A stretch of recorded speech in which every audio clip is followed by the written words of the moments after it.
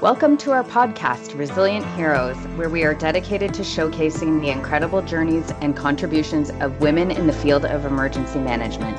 I'm your host, Laura James.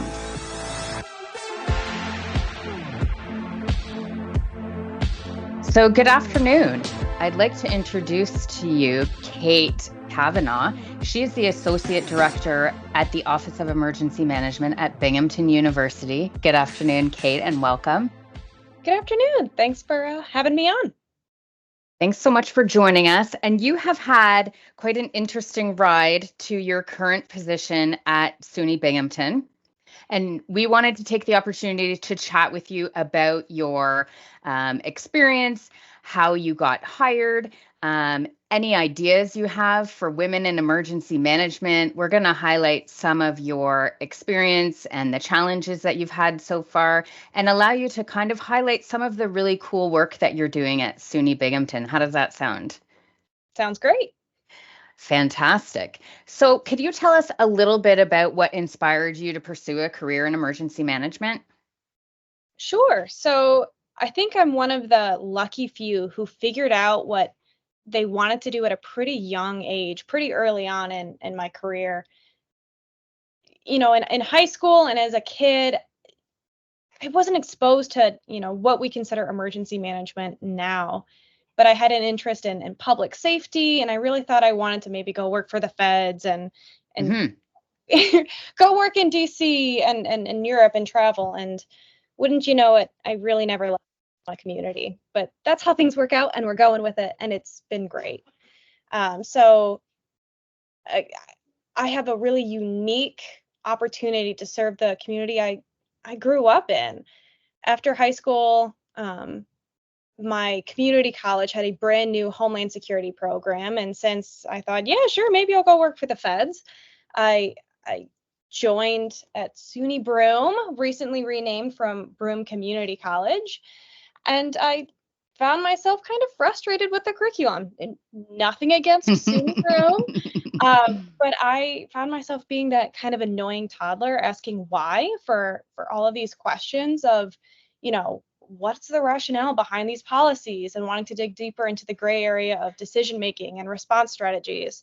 And so after I started off with an associate's in Homeland Security, I transferred to Binghamton University, where I am now. And I worked on a bachelor's in philosophy, politics, and law.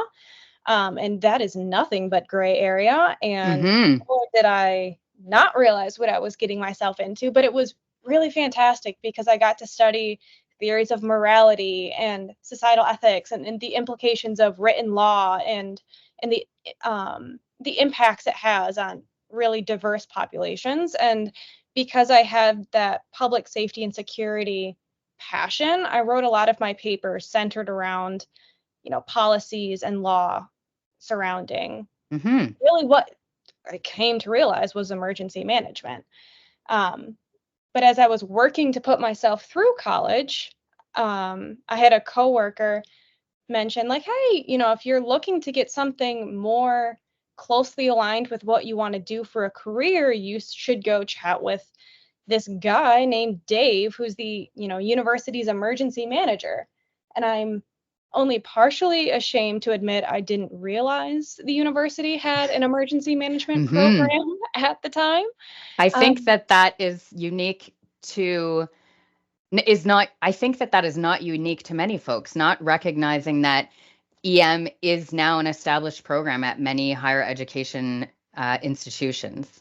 Absolutely. And it's a growing field too.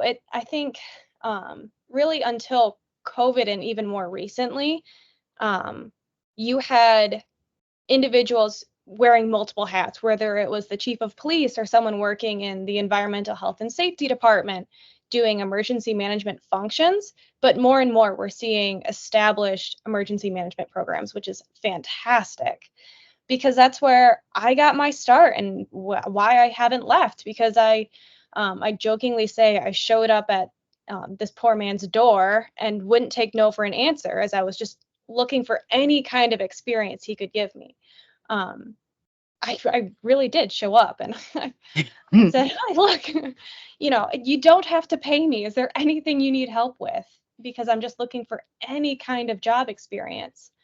And he took a chance on me, and I worked for him for 2 years as a student in undergrad. I did something right. He hired me full time when I graduated, and I haven't left. It's been really great. That's fantastic. So, I mean, with a couple of bumps in the road in finding your way, it was a fairly streamlined transition for you from student body to faculty member, really. Yeah, yeah, it's I haven't run into anyone else who's had as, a clear-cut straight path where even so my dad and my mom now also worked on campus. And so I've been coming to Binghamton University for as long Wow. as I can remember.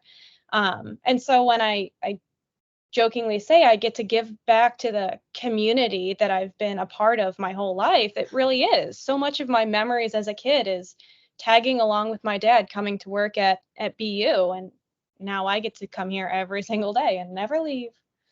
That is fantastic and a really, really unique opportunity.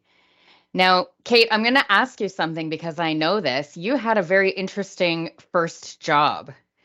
Oh, yes. So the best piece of advice I received when I was young was get whatever job experience you can find, which is why I showed up in Exactly. my boss's door, in college. But when I was still in high school, right after I got my driver's license, I was looking for any kind of internship and job experience I could find. And so I went to my local county government's website, and they had a job and internship page. And I found an internship looking at working at our local airport, go BGM. And um, unlike other, friends who are going out and hanging out at each other's houses after school, I'd hop in my car. Again, very recently received my driver's license, and I would Right. drive to the airport and just job shadow the safety and security team up there. So I got to, drive truck 52 down the runways and communicate with the control tower. And looking back, I was working and doing emergency management functions, even if back in high school I maybe wasn't aware that's what it was, but I got to see behind the scenes and experience what goes into running an airport and keeping folks safe at the airport. I mean, so that's another very unique opportunity there. Not many teenagers get that opportunity. And you're right. I think when you reflect back on it, that was the beginning of your interest in mitigation and preparedness and response and policy and procedure related to safety and security. Like that's really where it came from for you, probably. Oh, absolutely. And I think, do you ever draw back on those experiences when you're working in your planning function? I think so. I think we all come with all these experiences, whether it's from that professional side and internships or our personal life. And all of those opportunities and experiences come into play when you're writing plans and developing, policies and procedures. And I think something that really stuck with me from that first internship is how much the public doesn't know what's going on and how hard people are working in the background to make sure things are safe, and the amount of work that goes unnoticed by those staff, and working collaboratively with other groups. And even at the airport, there were so many departments and individuals that had really specific jobs that all had to come together and work seamlessly to make sure things were running smoothly. I absolutely agree with you. I think emergency management professionals are the unsung heroes of most responses and recovery efforts because we see a lot of first responders highlighted in the media. We see a lot of politicians and other municipal staff or senior executives, for example, highlighted. But there are so many people behind the scenes who work, day in and day out preparing for emergencies and then managing through those and recovering from them. And we're the ones that are putting in those lessons learned so that we can grow some more resilience for our communities. But I think you're right. And specifically, you mentioned COVID earlier. I think that it highlighted for really nationally and internationally how much effort goes into emergency management behind the scenes that I think the general public, as you said, don't really have that knowledge. And now that we have the programs like the one at SUNY, there's really a direct pipeline to interest folks and get them into this type of workforce.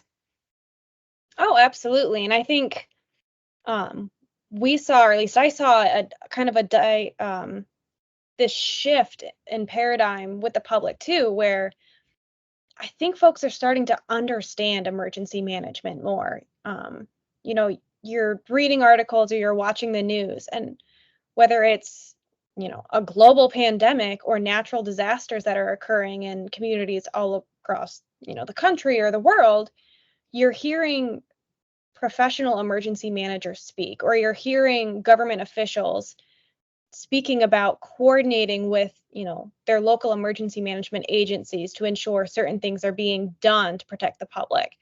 And so I think the more that the public hears that and understands and better understands what's going on in the background, it's helping elevate the profession, and it's helping us do our jobs more effectively, so that when something inevitably does come up and happen, hopefully we don't have to work quite so hard to help people understand that we're here to help and this is what our role is. I absolutely agree.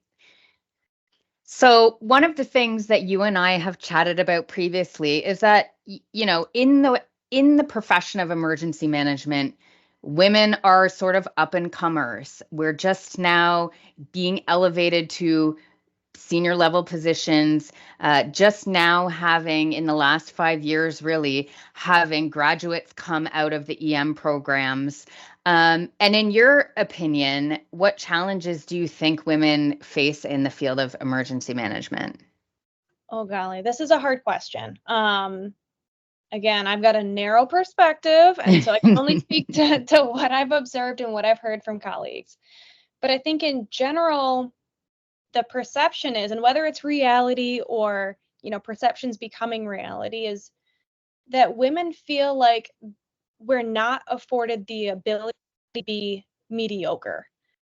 And by that, I mean, this is still a very much male-dominated field, and It higher ed is. less so, although I say that knowing that in SUNY, at least, we've got less than a half a dozen female emergency managers, and, 3 of them are from my office. And so women are walking into these rooms surrounded by men, and a lot of first responders that are coming in with strong opinions and fantastic skill sets. And women feel like, all right, I can't just be good, I have to be great. We can't afford any doubt or second guessing in our ability, and we have to work really hard to build the trust of our colleagues, and we have to work really hard to maintain that trust as well.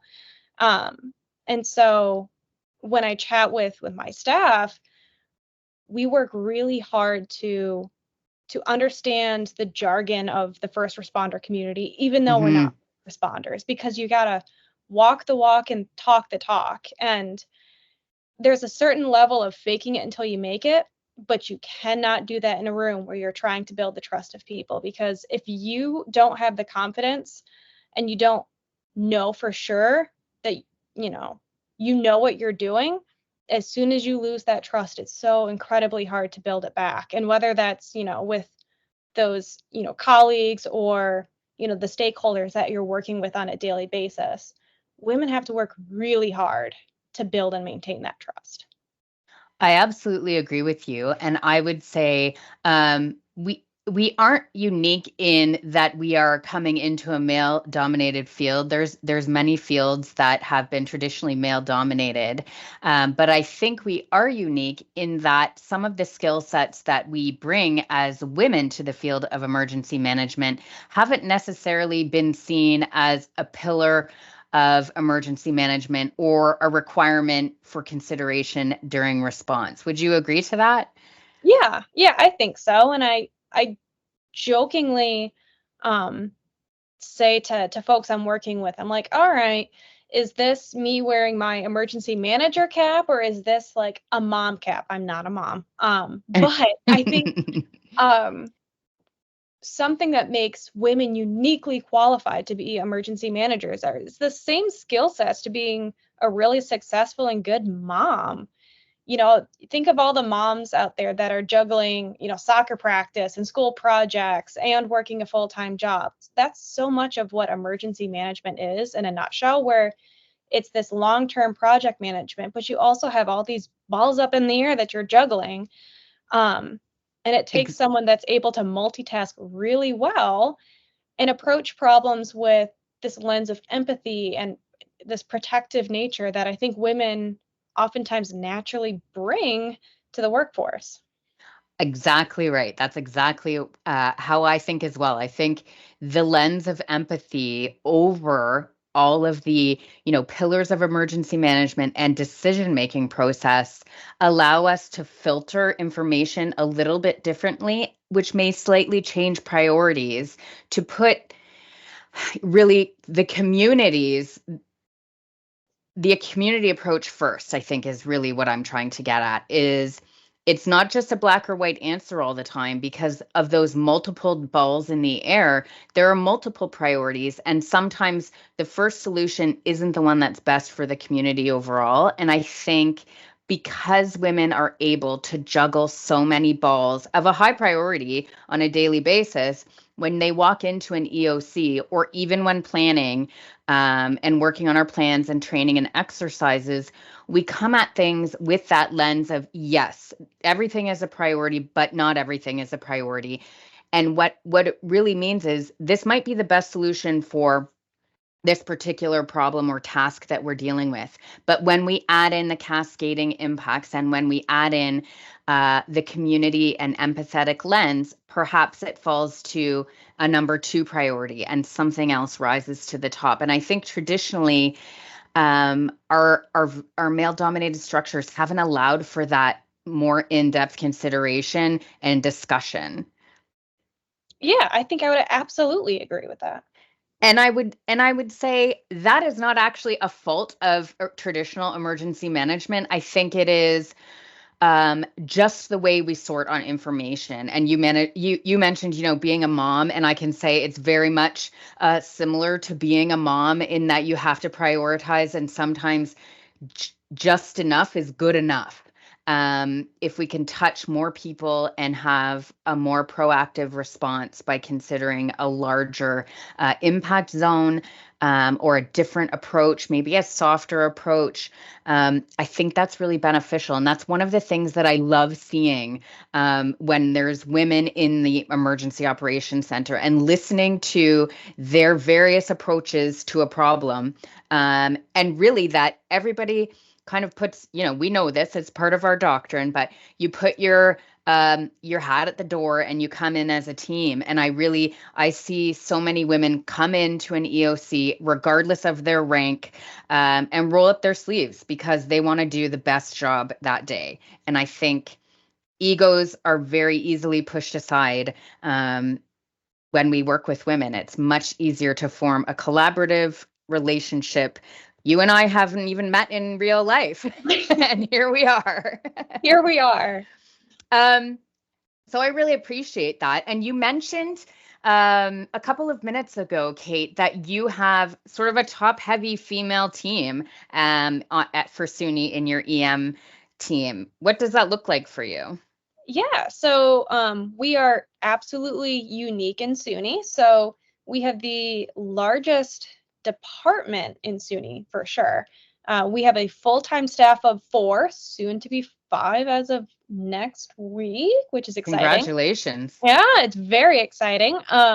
Right now, the 4 of us, it's, my boss, Dave, me, and then we hired 2 new employees last year, Emily and Gabby. And so we're a full-time staff of 4, and 3 of the 4 are women, which is incredibly unique and very exciting. It is. But what was really cool about the hiring process was that most of our applicants were also women. We didn't happened to pick out the two best candidates that happened to be women. Most of the candidates were women. And so I think I'm seeing women getting into this field more and taking that professional, course rather than the first responder side, but coming through, either a emergency management degree program or Gabby in our office has an anthropology degree. But she did an internship with a local county emergency management program and has a passion for it. And so I think it's just proof that there's no one way to get into this career field and that it's really well suited for women. I think that it's fantastic to hear that you had such a high number of female applicants. I think that's very promising. And that's amazing. So not only are you growing your team since you became the associate director, you're growing a team of women, which is very cool. I like to think so. I'm very excited about it. Can you tell us a little bit about how you're breaking your program up? Are there specific portfolios for each of your team members? Do you all share the work? How does that break down for you? You do have the largest team, so it's quite amazing what you'll be able to do, I think. Yeah, and we've already been able to do a whole lot in the year since they've been hired, even though a lot of the year has been spent onboarding and helping them just understand their roles and get to know the campus community as well. Both my boss and I are considered generalists, and so we're kind of the jack of all trades, kind of, all right, we do it all in the office.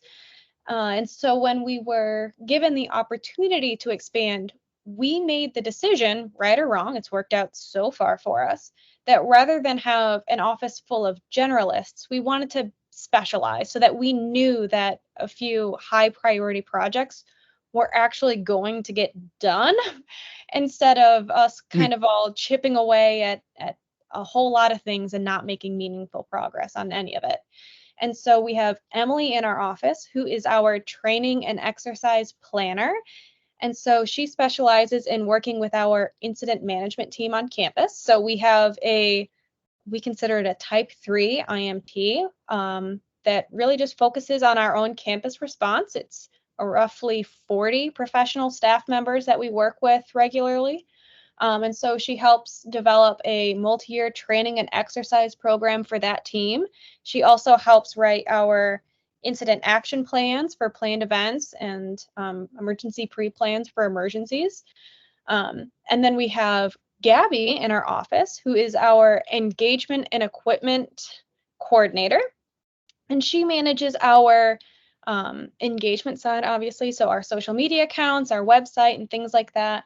And then she also oversees our publicly accessible life safety equipment on campus. So we have AEDs, stop the bleed, hemorrhage control equipment, and Narcan accessible all over our campus. And so she's responsible for maintaining all of that inventory and making sure that everything is up to date and in a good place. That's fantastic. Just knowing that you can segment things into portfolios so that you're right, you don't have to chip away, which is what so many EM organizations have to do. Things move to the corner of the desk, but it's fantastic to hear what your team is doing. And I think will be very beneficial for the other institutions around you to see how it unfolds for your team.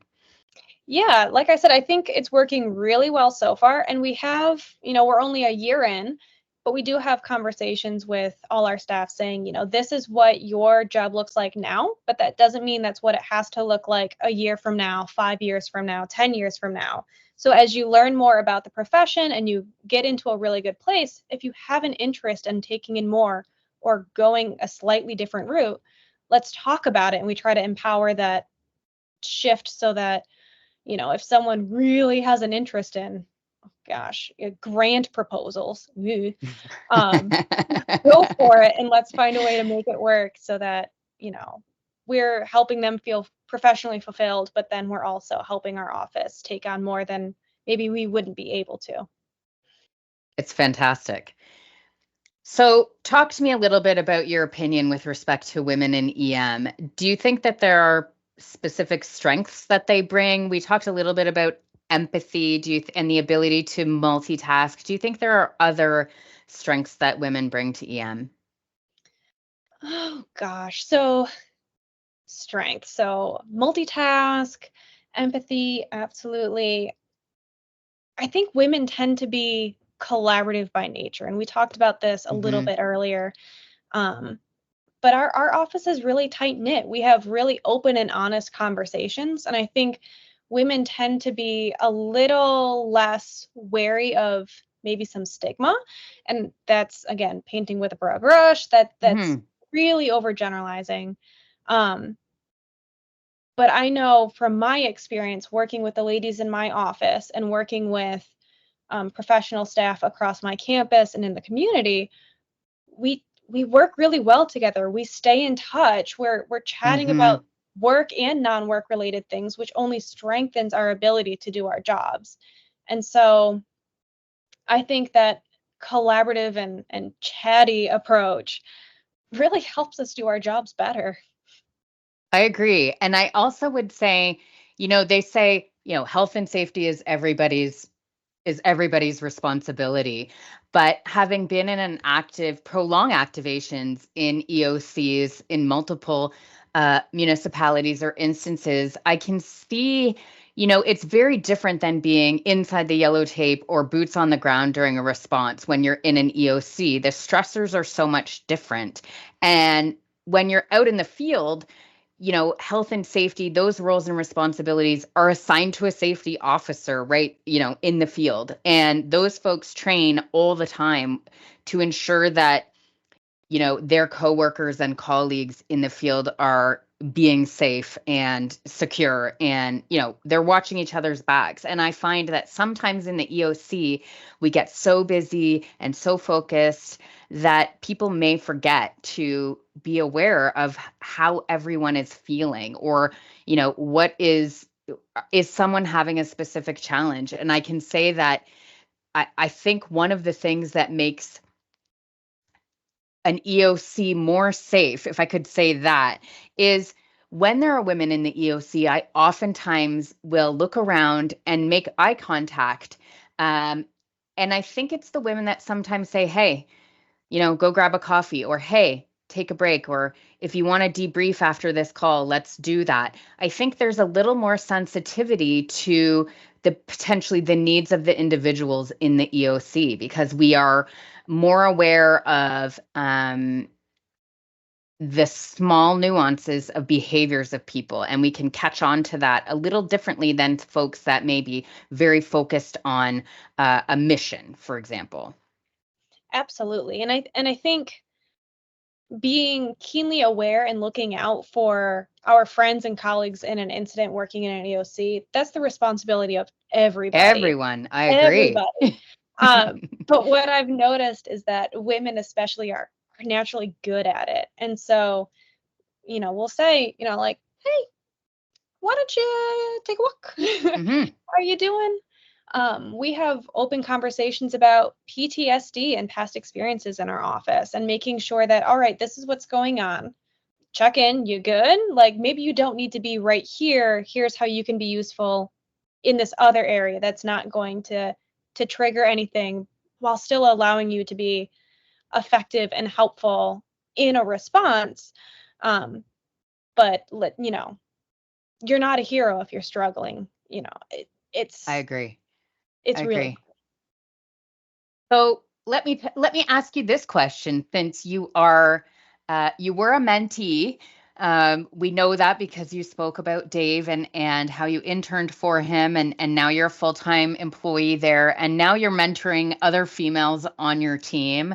So tell me, if have you noticed specific opportunities for women in emergency management in the last few years?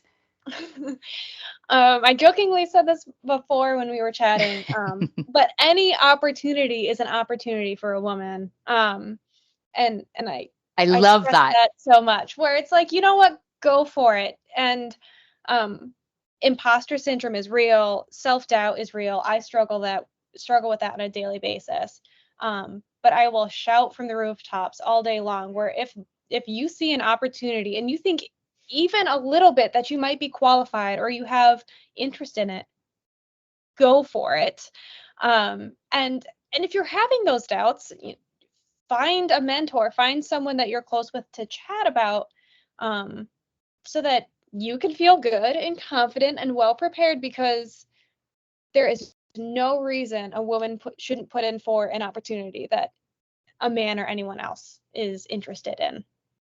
I love that advice. It absolutely rings true, especially in society today. So, if you had a student, on campus today, and she timidly came to your door and knocked on your door and said, do you have any advice for me?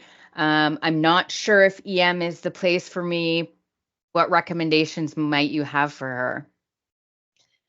So I think, going back to that, you have to be able to walk the walk and talk the talk. I think trying to be as well-rounded as possible is going to be, in my experience, in my opinion, the best approach. And so, finding any kind of experience, we have an open door where if we have an opportunity, if we have a student come to us that has an interest in emergency management, it takes a lot of work to supervise, interns and work study students. But we try to prioritize it, because that's how I got in, and I was able to be successful, and we want to do that for others. But pursuing a degree that's going to give you strong reading and writing skills, and surrounding yourself with people that are uplifting and supportive and challenge you in all of the right ways, will help you grow, personally, as an individual, and then as a professional, especially in emergency management, understanding the fundamentals, understanding the basics. So take those independent study courses online. They're brutal, but take them, because that base knowledge, that those acronyms, you've got to know it to be able to understand what's going on in a room that's chaotic. And it's okay to be scared, it's okay to be intimidated, but you cannot let that stop you. I love that advice. Now, knowing how busy the portfolio of an emergency manager is, how do you increase your own knowledge, and how do you support your own learning as you move forward? Because I know at the end of a long day, I'm exhausted, but I still want to infuse my own excitement for emergency management. That's something that, we have to do to stay interested, because it can be very exhausting, and it can have a lot of impacts on us to work those long hours in a response. So how do you sort of keep your excitement alive outside of your work hours? So that was not a question that I prepped you for, Cait. No, it's not. And it's a hard, and I laugh because I was chatting with my husband, because we were watching some, trashy reality TV show. And in the show, the contestants were asked, like, all right, how would you, describe yourself? And there was a moment where I'm like, I don't know how I would describe myself without talking about being an emergency manager, or and safety, and prioritizing security and well-being. I'm like, it's so deeply ingrained in who I am as a person. And he looks at me, he's like, all right, that's great, but that's also a little concerning. Let's separate you from the job a little bit, and let you kind of just be a human and not an emergency manager for a little bit. I'm currently studying for the CEM exam. Amazing. Which is very exciting. And I'm planning, hopefully this fall, I'm going back to school to continue pursuing my master's in public administration. And I think, congratulations, that's amazing. It's a lot. And it's like, oh, I'm going to do all of these things, and then suddenly it's a lot and you're tired. But it's important to be a lifelong learner, whether that means education or professional certifications, or just getting to know yourself and your community better.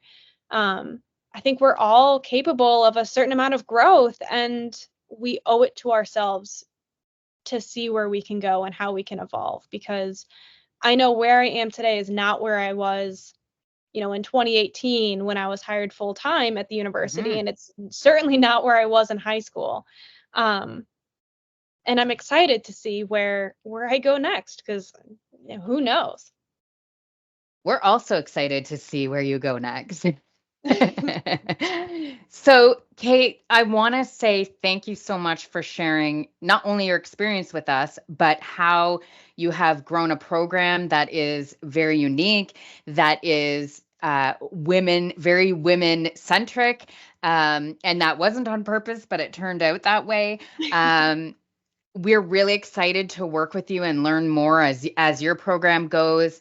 And thank you so much for joining us. We are just getting started with our Women in EM podcast at Buffalo Computer Graphics. So thank you for being our introduction. And thank you so much for sharing all of that with us. And if you're out there and you're interested in a career in emergency management, don't wait. As Cait said, put your best foot forward and just jump right in. So thank you so much, Cait. Thank you. The opinions expressed on this podcast are those of the hosts and guests and do not necessarily reflect the views of Buffalo Computer Graphics. All content is for informational purposes only. Are you or someone you know a resilient hero and would be interested in contributing to our podcast? We would love to hear from you. Please contact us at RHpodcast@buffalocomputergraphics.com.